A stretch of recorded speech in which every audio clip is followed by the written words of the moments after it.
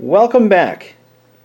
Today we've got the Apple IIgs up on stage, and we're going to talk about RAM expansion, and I might throw in a little bit of history on the Apple IIgs. So let's start off with the history. The IIgs was the most powerful Apple product you could buy. I say Apple because I'm really referring to the Apple division of Apple Computer. Back when Apple was a computer company, they made two product lines, as many of you should already know this. They had the Macintosh and the Apple computers, or the Apple II line. The Apple III was a sad mistake. We won't be talking about the Apple III.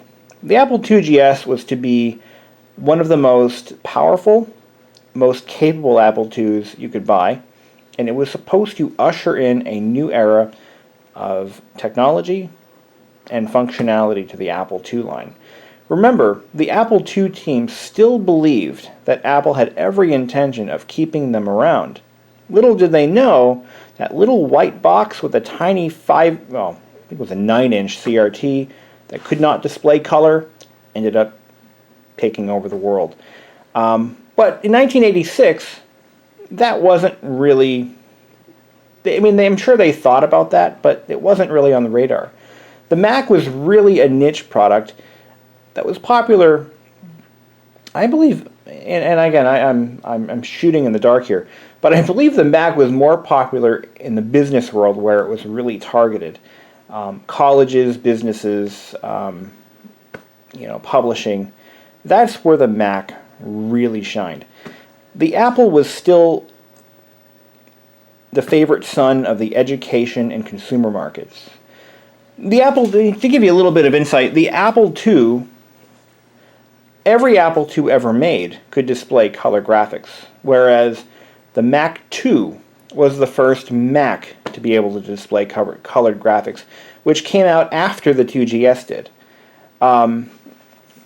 Which is interesting to me because the Mac they were really pushing with the help of from Adobe, but they were really pushing for the publishing market, and the graphic design market. So it was like a company with a lot of great products, but they just weren't there yet.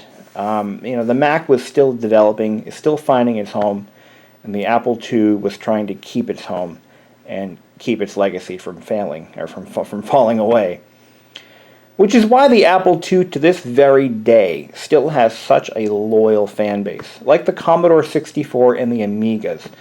The Apple II is a legendary product, and interestingly enough, and I'm going to make a video on this at some point someday down the road, but I believe the Apple II is one of the best computers for anyone considering vintage computer collecting and learning about older technologies. The Apple II is one of the most reliable products you can ever buy. I have never seen an Apple II that did not work. I've seen CRTs that didn't work, but the system unit, the drives, they just don't break. The ImageWriter 2s, they don't break. They can withstand years and years of torture without ever failing. Which is why I think if you're looking at collecting computers, you got to start with a legend. And the prices are going up on these. I've noticed that even since I've started getting them back into my possession, the prices have gone up and up and up. And what really surprises me is I was looking at buying another Classic II, a Macintosh Classic II. And I cannot believe how much people are buying them for, or what they're selling them for. But what people are paying for those things is just asinine. Considering they are not a perfect product. The Macintosh Classic IIs and the Classics have some very interesting flaws, and many of them need a full recap job after about 20 years. So, I don't know. The Apple IIs just don't break down. They don't get very hot. They don't have cooling fans. They never needed them. And one of the greatest things about the Apple IIgs is it was built for tinkering. When Steve Wozniak designed the original Apple, he designed it for the hobbyist. He designed it for the tinkerer. And remember, this was during a very early developing stage of the evolution of the personal computer, where most of the people who bought them were exactly that. They were hobbyists. They were writing their own software. They were making their own hardware. And that is what made the Apple II so popular and kept it alive, is it always encouraged tinkering. The cover on this 2GS pops off very easily. In 2 seconds you can have the cover off. You can pop in your own internal modem, memory expansion, interface card. You can make your own interface cards. I mean, Apple never restricted the end user, with the exception of the Apple IIc and the IIc Plus. But the IIc and the IIc Plus were really meant to be portable, so they were built in a much more compact case with all of the popular interfaces already there. So there really wasn't much need for modification. You just unbox it, plug it in, and there you go. And it was designed for the traveler. But the 2GS was their full-sized, full-power desktop, and you couple that with a nice 12-inch color monitor, and you've got a kick-ass machine. In this video, we're going to take a look at determining how much memory these things have installed and how to upgrade them. But first, I need to make this homemade oven-fried chicken disappear. While we're on that subject, this is the easiest thing in the world to make. Just take some chicken tenderloins, or just chicken strips, coat it in egg, of course wash it first, coat the chicken with an egg wash, and then I like to season it with Camp Mix. This is a terrific product. I don't know if this is available all over the country, but it should be. This stuff is amazing. It's made in Hollis, New Hampshire, not too far from here, and I use it on everything I eat, pretty much. But season it with some of that, then cover it with panko breadcrumbs. I use 4C unseasoned panko crumbs. Then pan fry it for about a minute, tossing each side until golden brown, and then oven bake it for 30 minutes. And it's absolutely delicious. I take that back, it's a little dry. I think I baked it too long. Good thing there's ketchup. This thing's been running a little hot lately. I think I might have to clean it pretty thoroughly. This thing is screaming.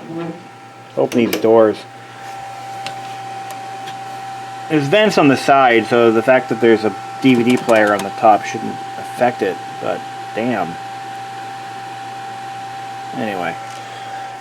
So, back to the 2GS. I just enjoyed my delicious dry chicken. I think I should have taken a few minutes off the bake time. God, that was a little harsh. Anyway, I now know how to make chicken jerky. So, this 2GS is a very special 2GS. Well, not really. It's not a WAS edition or anything fancy. But what it happens to have is a little bit of Apple history built right in. And the fact that it's a 2GS has nothing to do with it. Way back when Apple was a computer company who gave a shit about their customers, they made every attempt to extend the life of their products. Remember, they were trying to gain market share. And you don't gain market share by developing closed boxes that are underbuilt from the factory and need to be replaced after 2 years. Just not how you build loyalty. So what Apple did is what every PC manufacturer has been doing since 1979. They made their products expandable, and they made their products to be upgradable. When the original Macintosh 128 came out, it was totally underbuilt. Well, underspec'd, I should say. There wasn't enough RAM to really do anything. 128K with all that graphical interface and the graphics in general was just not enough. It had no provisions for a fixed disk, or hard drive as they're commonly referred to today. It had no provisions for expansion. It could not be opened. It was a closed box that did nothing useful. So Apple realized this, and they released the Mac 512. But they also sold parts from the 512 as an upgrade kit available to the 128 owners. So while it was still an expensive upgrade, It was entirely possible, and it was cheaper than buying a new 512. Same thing happened when the Plus came out, which used many of the same chassis components. The Mac Plus could be purchased as an upgrade kit to a 512. And what they would do is they would sell you a new motherboard, an 800K floppy drive, and a new back cover. And that would convert your Mac Plus, or Mac 512, sorry, to a Mac Plus. And I believe that kit also worked on the 128. And any Apple dealer could do this upgrade. They just bring your machine down, and you would pay for the parts and labor, and you would walk out with a modern machine. The Apple IIgs, when the board was originally designed, I think the ROM 0 and ROM 1s have this feature. The boards could be installed in an Apple IIe, turning the IIe effectively into a IIgs. And Apple designed this kit in such a way that it was all inclusive. It included a new cover badge, so that you could actually see. It was in the funny thing. It was in the original Apple IIe script, but it would say Apple IIgs. And also, I believe it included a power supply or maybe an adapter for the power supply. I'm not really sure if that changed at all. But it basically included everything you needed to turn your IIe into a IIgs without having to buy a whole new machine. That was Apple's. That was one of the things that used to make Apple great. Nowadays, they sell you a closed box, and too bad, so sad, if you didn't buy the most RAM or the biggest SSD. Well, you can still, as of right now, upgrade SSDs on, I believe, every product, but you cannot upgrade the RAM on many models today. But on the other hand, it's using the SSD as a cache. So I guess the need for more RAM isn't that prevalent, but using an SSD, reading and writing to it, reading and writing to it actually excessively does wear it out. So, again, whatever. Anyway, so they're able to get away with it, but evolution and shit. Okay. So what we're going to do is we're going to take a look at RAM expansion. I think I mentioned it earlier. But first, we want to find out how much RAM is in the IIgs to start with. Now, as of right now, it is a basic out-of-the-box configuration without a RAM expansion installed. Being a ROM 1, it should have 256K or 255 installed and ready to go. To figure that out, we're going to quickly switch the power on and hold down the Option key, and we're going to get an on-screen menu. Now the 2GS does this, and I think the 2C Plus does as well. The 2E does not. We're going to select the the control panel option. That's option 1, and we're going to select RAM disk, and it's going to show us how much RAM is installed. But it doesn't jump out and say, you have 256, or you have 1 meg. It doesn't do that, and if it did, that'd be damn cool. If it actually said that from the speaker, that would be just tripping balls awesome. But it doesn't do that. You have to figure it out yourself. So it says under RAM status, RAM disk size 0K. That means there is nothing in the RAM disk. Total RAM in use 84K. That's 84 kilobytes to display this graphic, essentially. Total free RAM 171. You add up the 84 and the 171 and you get, kids, 255. Okay, so that is our base stock configuration. If I go back, let's see what else we have. Oh, options. Display language, USA. Of course, any changes I make would have to be done every time I start the machine. There is no clock battery on this computer, so you get what you get. Although I thought there was supposed to be one on the 2GS, I guess not. Anyway, high-speed mouse, no. Dual-speed keys, normal, fast space, advanced, cursor flash rate, double-click speed. Oh, that's pretty cool. You can pretty much change everything. Display, color, 40 columns, text, white. Background, medium blue, we can change that.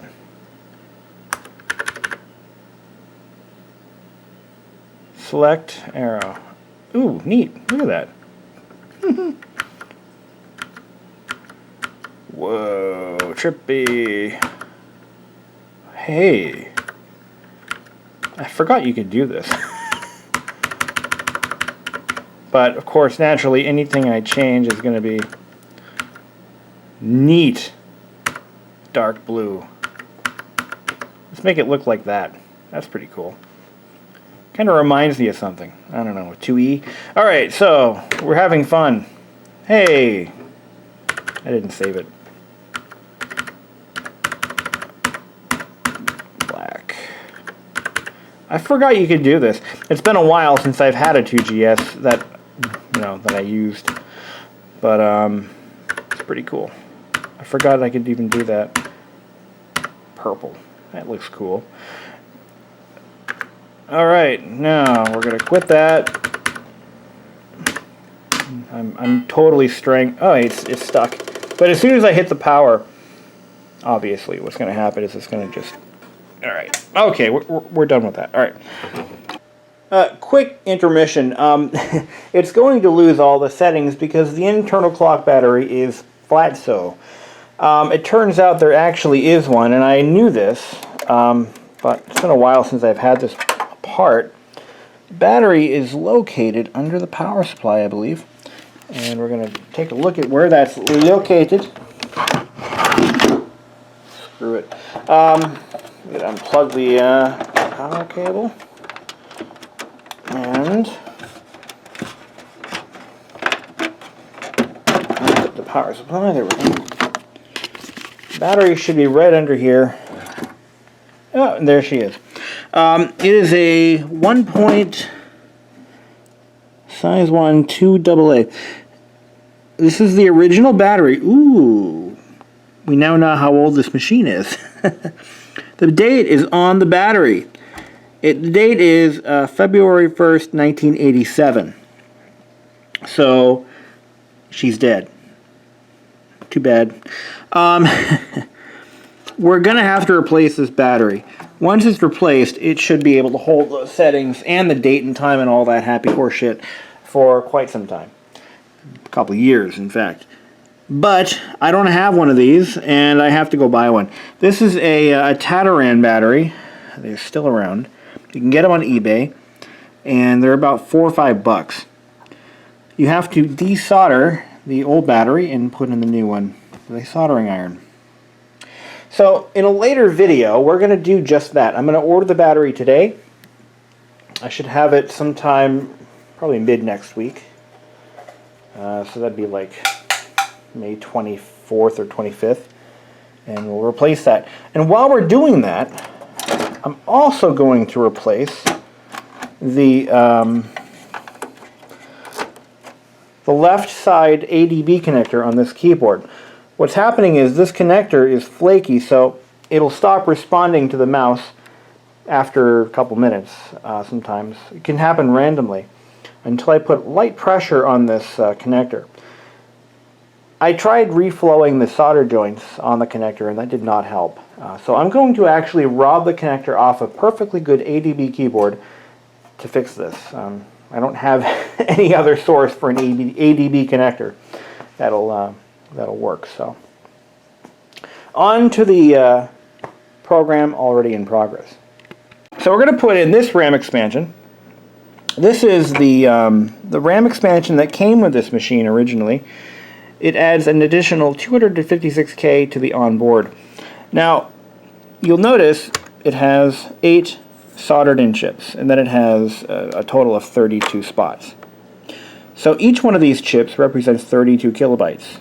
Again, in 1986, 256 was pretty decent. 512 was awesome. 1 meg was, dude, you must own a Bentley.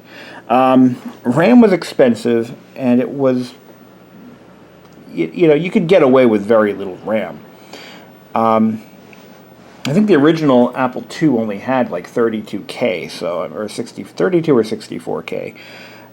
So, RAM was a big deal. But, anywho, you can buy these chips. The original chips were Texas Instruments part number 4256-15NLA, and you could just pop these into these sockets. No modification to the card needed. It would just pick it right up. And we're going to just pop that in.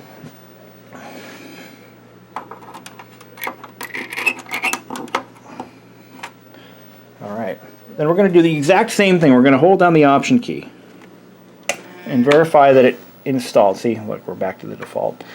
Enter control panel, RAM disk, and we are at 84 plus 427.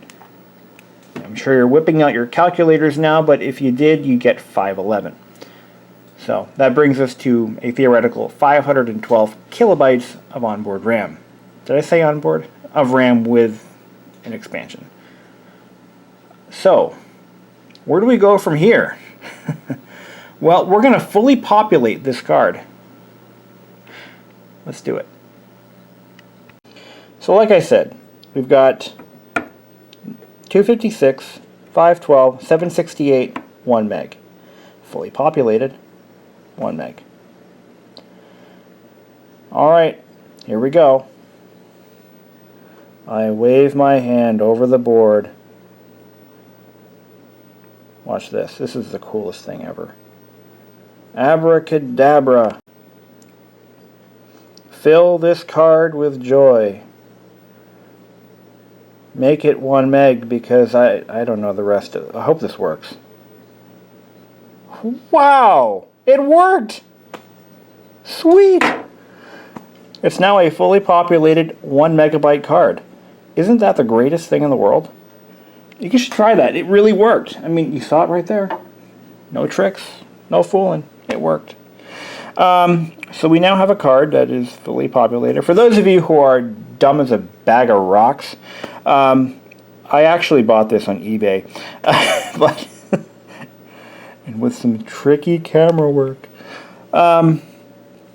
So yeah, this is the exact same part number. It's just been it's been fully populated by its previous owner.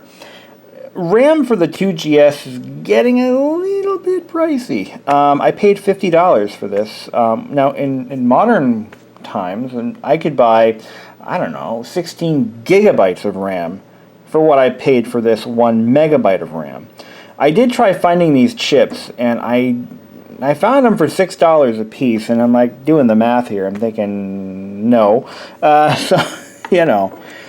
So this is ready to pop right in, and it's going to bring us up to 1.25 megabytes of RAM, because we've still got the onboard to deal with. So we'll just slide it right in there. And boink, boink. Let's make sure it works. Alright, RAM disk. Ooh, it still shows the same amount of RAM we had, so it's not seeing all of it. Well, that's curious. Huh. Interesting. It should be showing it. Yeah, it's like it's behaving like it has 512 again. Well, that was unexpected. Shit. What the fuck? Okay. I'm not sure what to make of that.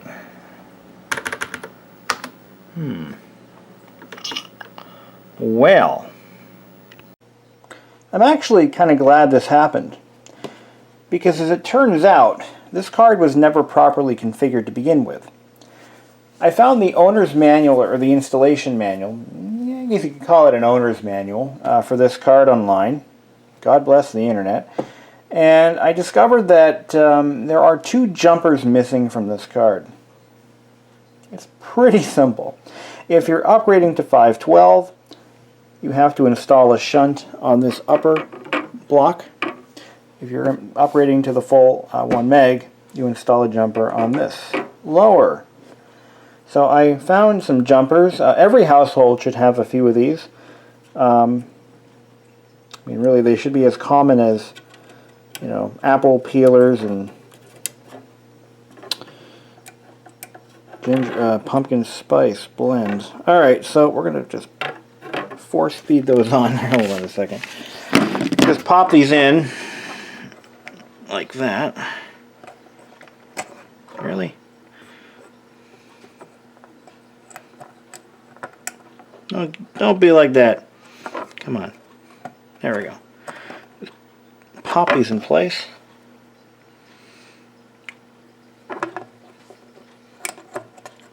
Like so. Oh shit, bent the damn thing. The cool thing about these cards is, or these old boards, is that everything is through hole, and they're easy as heck to, I said heck when I say other things, but anyway. They're easy as all heck to repair if you break something. If you have a bad socket, for example, you just desolder it and put in a new one. No real problem there. Okay, is that really in? It looks like it. They're on. They were just unusually difficult. All right, pop it in. So yeah, this card was never configured right. So whoever paid all that money for that upgrade back in 1980, whatever. Sorry, but you never could have used it. Such a shame, too, you know. Such a shame. All right, here we go. You should now have a full 1 meg. The other thing I learned, and again, I'm still learning the Apple II. I've never used it as a power user, per se.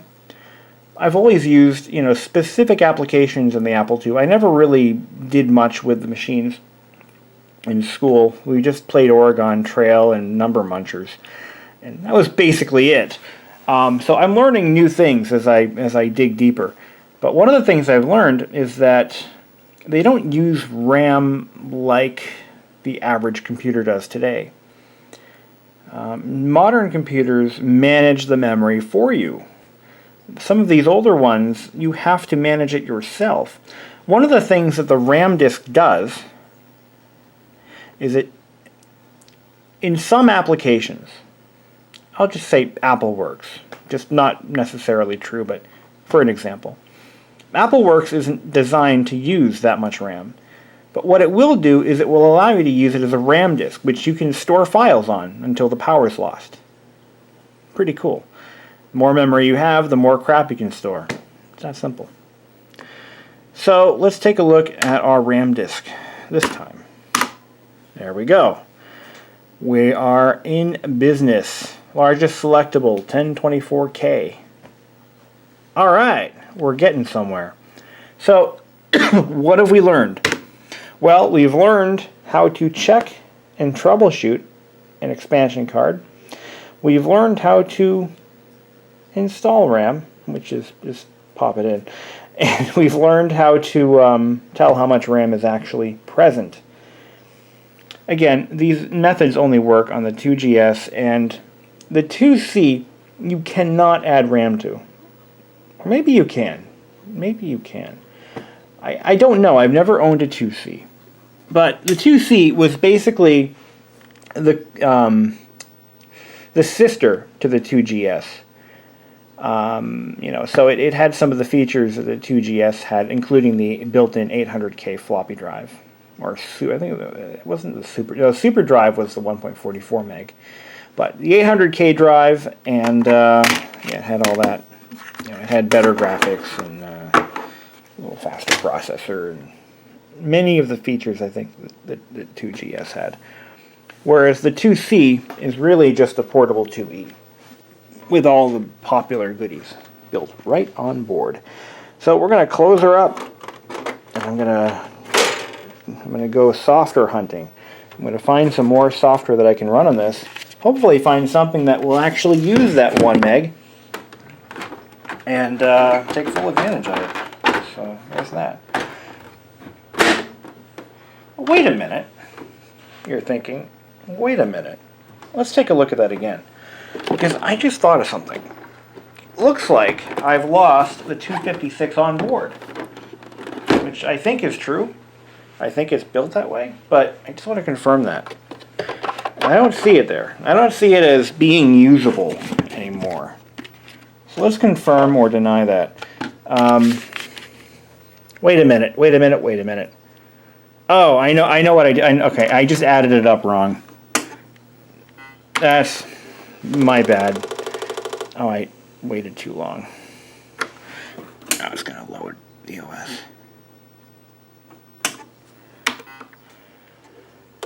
Really? Shut up. Let's try this again.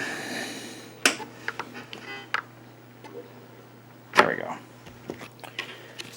Yeah, so I just realized the error of my ways.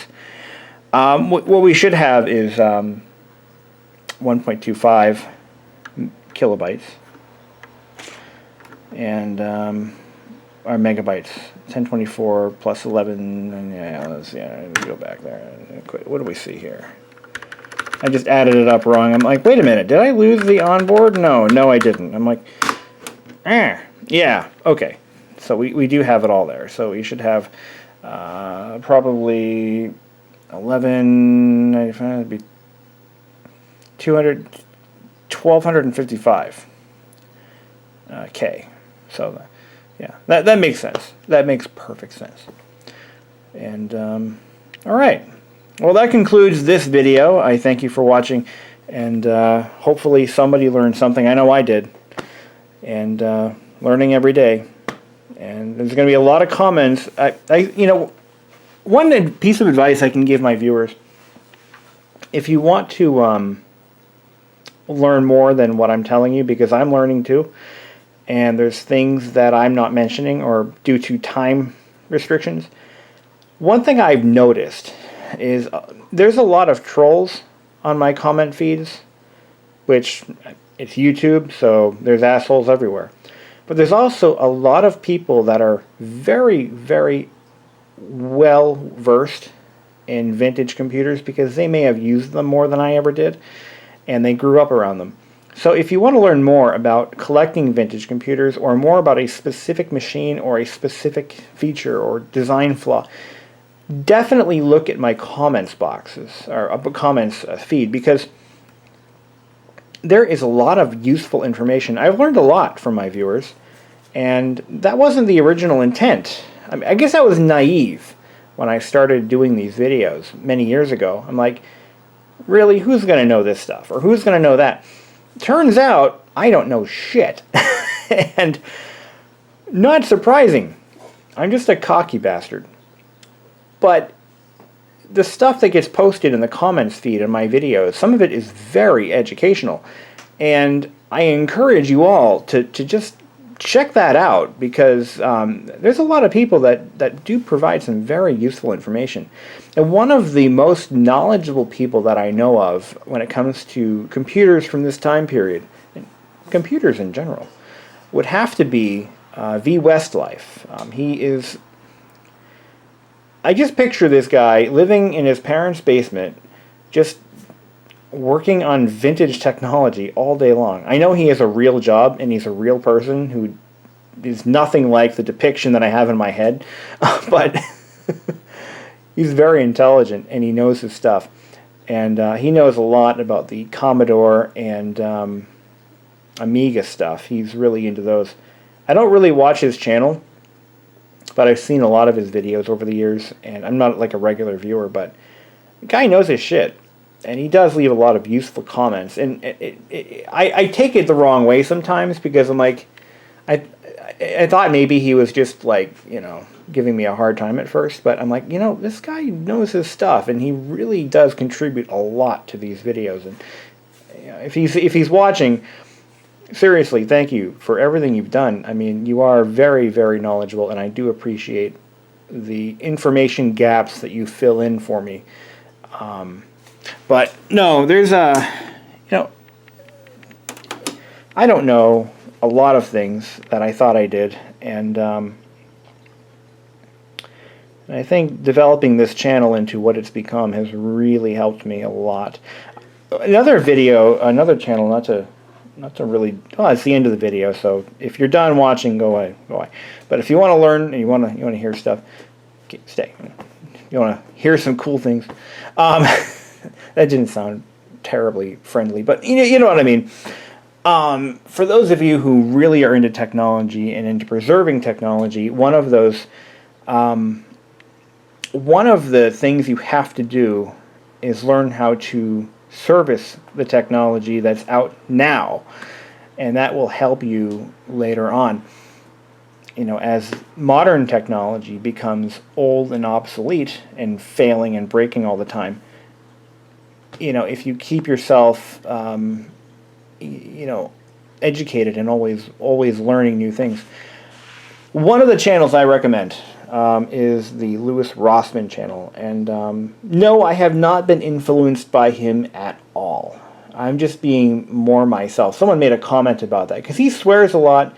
He says a lot of questionable things in his channel or in his videos. Some of the stuff makes me cringe, but in all honesty, no, he has not influenced me. I have actually started being more how I am in real life.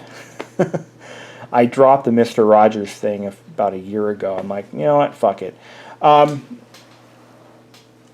trying to be more myself and you know, more representative of my normal human characteristics, I guess.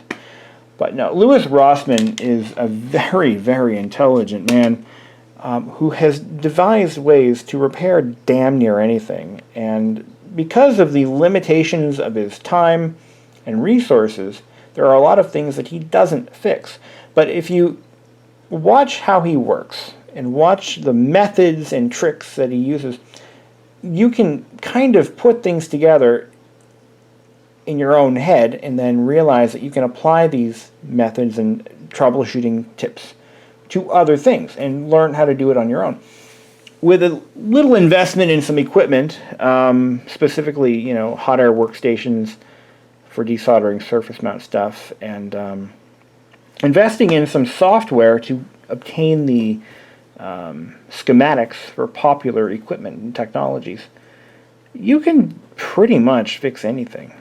He doesn't do anything really with through-hole stuff on his video or on his channels. On his channel videos, yeah. Anyway, he doesn't do much with that stuff. But when it comes to surface mount, the guy really will show you everything you need to know if you just watch his videos.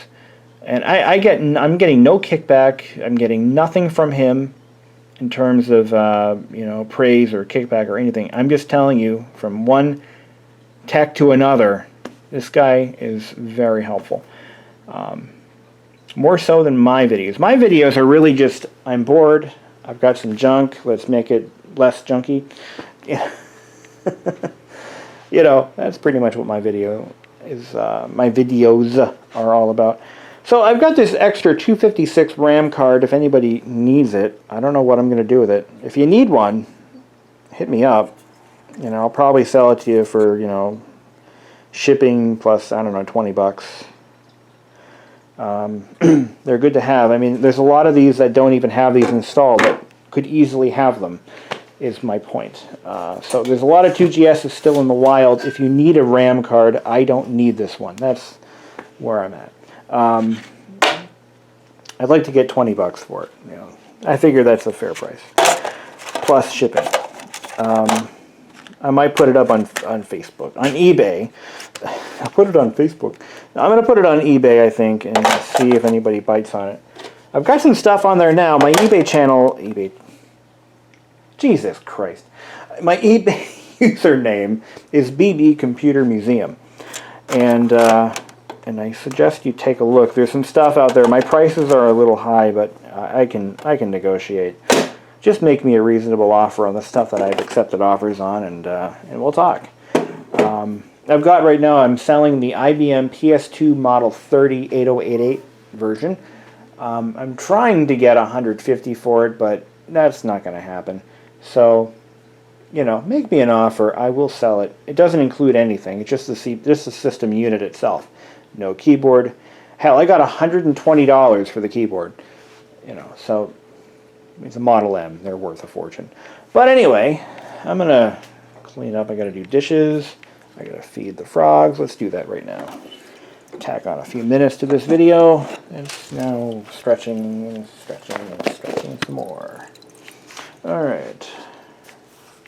It's not easy being green. Do you know who said that famous quote?